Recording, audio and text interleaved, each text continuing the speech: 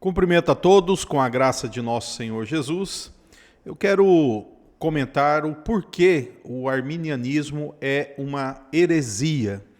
Aliás, ultimamente, o medo de alguns reformados de repetirem a classificação teológica de Dort com respeito ao arminianismo tem levantado suspeitas do porquê até agora muitos defenderam os 5 pontos do calvinismo, a tulipa, e depois de atingirem um ponto de aceitação, um nível de reconhecimento, começaram a deixar de lado a classificação dos erros arminianos, né?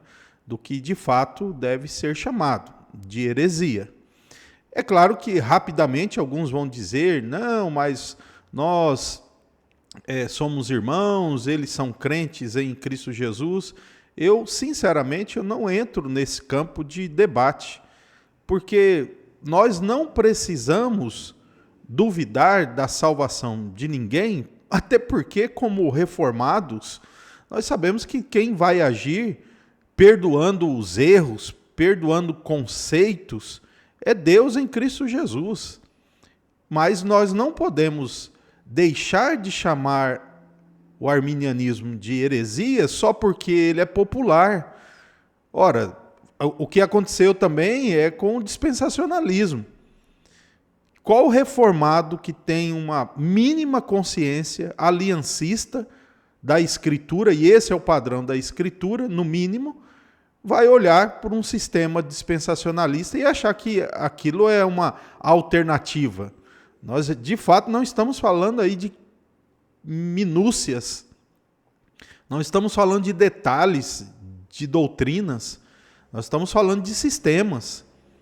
E diga-se de passagem, nem entra-se no debate sobre arrebatamento da igreja ou milênio, não, mas o próprio sistema que coloca o padrão de Deus dividido ali naquelas eras, entendeu? Não tem base isso nas Escrituras, colocar Israel e igreja hoje como povos de Deus distintos, ou um que é o parêntese histórico, enfim. Mas voltando à questão do arminianismo, o arminianismo ele é uma heresia porque todos os seus pontos ou estão manipulados para parecer bíblico ou reformado, ou eles estão de forma declaradamente erradas. Veja, vamos começar no próprio conceito de Deus. O arminianismo tem a audácia, a ousadia de dizer que se Deus decreta alguma coisa, se Deus determina alguma coisa, Deus é injusto. Então, é a teologia que estimula os homens questionarem Deus. Eles entram no mérito da questão. Eles classificam Deus disso ou daquilo, enfim, até mesmo ofensas e blasfêmias saem da boca de arminianos se você mostrar na Escritura que Deus determina as coisas. Não, aí é Deus injusto, Deus é isso, Deus é aquilo. Então o arminianismo, ele estimula o homem questionar a justiça de Deus, a soberania de Deus, a bondade de Deus, o amor de Deus, a pureza de Deus. Porque o conceito reformado é o seguinte: se Deus decidiu, é essa decisão santa, justa e boa, ainda que nós não compreendamos. Não é assim que adventistas, testemunhos de Jeová e aniquilacionistas ficam questionando se Deus é amor, se Deus é justo, se Deus é bondoso, ficar lá queimando pessoas por toda a eternidade. Então aqui eles são seitas. Aí quando vocês questionam a soberania de Deus, a bondade de Deus, aí é tudo bem, está defendendo livre-arbítrio. Quando vamos para o ponto, por exemplo, da depravação total, é pura fachada. E hoje nós estamos vendo o ressurgimento disfarçado, com uma nova roupagem do pelagianismo, em alguns aí até apologistas pregadores evangélicos aí, mas isso aí nunca preocupou o arminianismo. O pelagianismo, na verdade, nunca foi um foco de preocupação pelos arminianos, não em absoluto. Tanto que todos, e até mesmo autores arminianos, reconhecem que a maioria dos arminianos pentecostais, por exemplo, são legalistas, semi-pelagianos e até pelagianos. Na prática, na fé, na vida, na piedade, é isso. Então, assim, veja, eles mesmos reconhecem isso, que acontece nas fileiras, mas sabemos que Deus pode perdoar essas heresias, ter misericórdia daqueles que clamam por Jesus, ainda que acham que é eles que estão clamando, sendo que eles estão fazendo isso pela graça de Deus, Cristo vai perdoá-los também. Então, o arminianismo, ele também reconhece que existe esse fungo, essa praga entre eles, mas não batalham contra isso. E reconhecer a depravação total num discurso é uma coisa, agora, na construção do pensamento doutrinário é outro.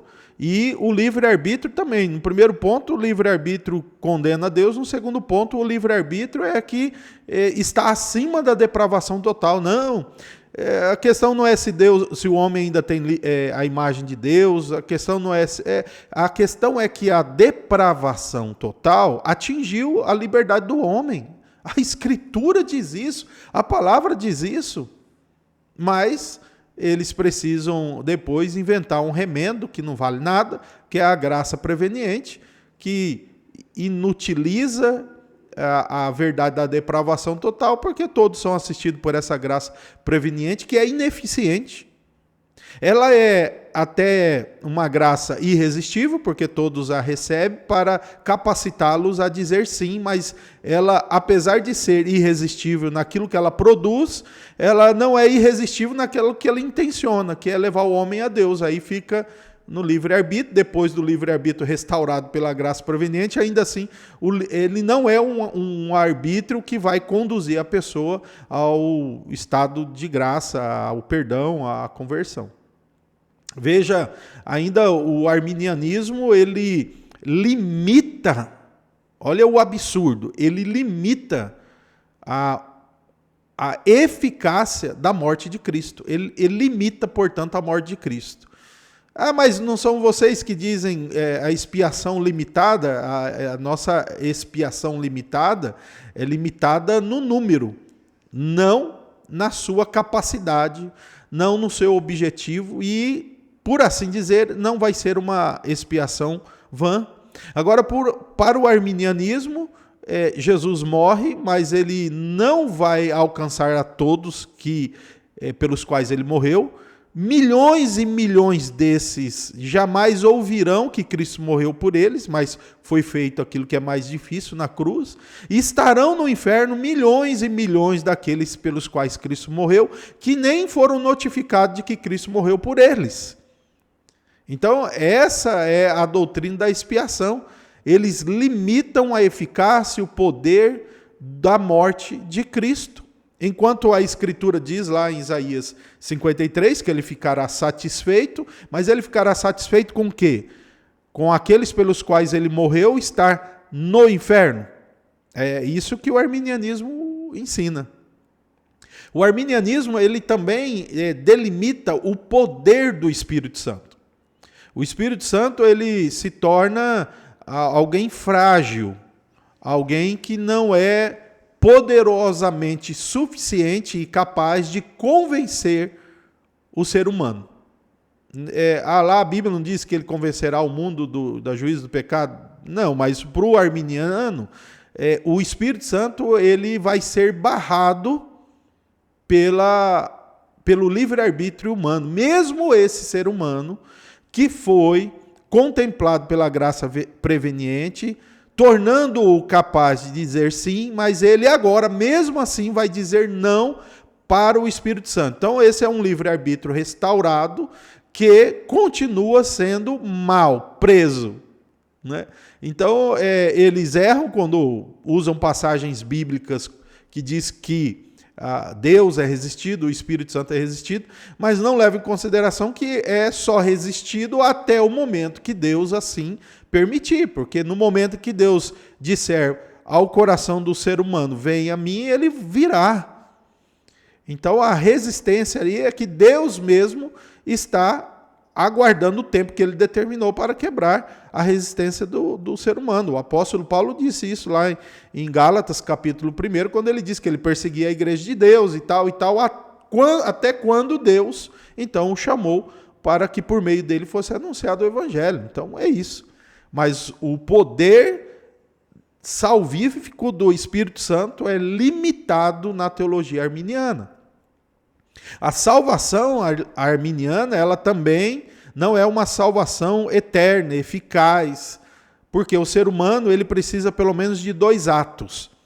Ele precisa de crer para ser salvo e depois ele precisa ele mesmo, porque não é a obra eficaz do Espírito Santo a crença, é ele que crê. Para o arminiano, a fé é um exercício natural do ser humano, respondendo à oferta do Evangelho. Não é o exercício do dom daquilo que o Espírito Santo concedeu à pessoa. Então, ele crê por ele e depois ele persevera por ele. Ah, mas ele é assistido pela graça. Assistido por uma graça ineficiente, porque se o ser humano não quiser, não vai conseguir. O Espírito Santo não vai conseguir conduzir o eleito sem tropeço até o dia de Cristo. Então nós notamos que no sistema soterológico arminiano há profundas falhas para com Deus, falhas com os atributos de Deus, com a forma com que eles analisam Deus, os seus decretos, seus atributos. Eles falham para com a doutrina da depravação total, eles limitam, eles enxugam a depravação para que o livre-arbítrio continue sendo livre. Nós notamos que também, na sua abordagem sobre a morte de Cristo, eles limitam a eficácia, e não a extensão, mas a eficácia da morte de Cristo. Eles limitam também a obra do Espírito Santo em convencer os pecadores, eles limitam a salvação, a decisão. Imagine nós, seres humanos, que pecamos com milhares de pensamentos diários, com fraquezas, com dúvidas, com tropeços, onde nós devemos pedir a Deus perdão diariamente. Então nós temos que confiar nas nossas potências, na nossa força, para perseverar até o fim e ainda crer. Então, eu não tenho dúvida de que o sistema arminiano ele é falho, mas na sua essência. Então, quando o sínodo de Dort diz é heresia, é heresia. Isso é arminianismo com roupagem evangélica. Isso é arminianismo com roupagem humanista. Pelagianismo com roupagem humanista. Ou com termos presentes na tradição até reformada, mas para disfarçar o arminianismo. Então, o que precisamos fazer é reconhecer e dar nome ao arminianismo pelo que ele é. Ele é uma heresia. O sínodo de Dort está cada vez mais sendo abandonado por alguns medalhões, alguns que até dizem, não, nós não subscrevemos os cânones de Dort. É verdade. Então nós não precisamos aplicar as punições, as sanções políticas que foram realizadas, mas a teologia de Dort, a conclusão teológica de Dort é um outro assunto. Então o que fazer? Então eles não são irmãos? Eu não disse isso. Eles não são salvos? Eu não disse isso. Reformado, ele não vai dizer isso. Ele não precisa ficar, esse é salvo. Não, o que nós temos? Confessa Cristo Jesus como Senhor de sua vida? É uma confissão verdadeira do seu coração? Então é obra de Deus na vida dele, ainda que ele não reconheça, ou ainda que ele não entenda, ou ainda que ele não saiba, ou ainda que ele está sendo enganado por falsos mestres. E o que dizer dos falsos mestres? Bom, alguns falsos mestres, eles só são falsos mestres porque eles estão em evidência ensinando outros, mas eles mesmos também foram enganados por outros, né? Então tem toda essa questão. Então, o que eu incentivo você é conhecer a doutrina reformada a partir das confissões reformadas e não se deixar enganar por movimentos que estão aí querendo dar a mão aos arminianos. O que é isso? O que é isso? O arminianismo ele não é uma opção, ele é uma heresia. Tem que entender isso. O arminianismo não é uma opção, nós estamos falando da doutrina de salvação. Deve ser rejeitado, combatido, denunciado. Devemos instruir os crentes. Alguns não vão entender? Não vão. E vai o trabalho pastoral, paciente, algumas coisas só o tempo vai deixar mais claro e talvez alguns nunca irão compreender mesmo. Agora, cabe aos pastores reformados continuar a dizer que isso é uma heresia e ponto final. Que Deus te abençoe e que Deus te fortaleça.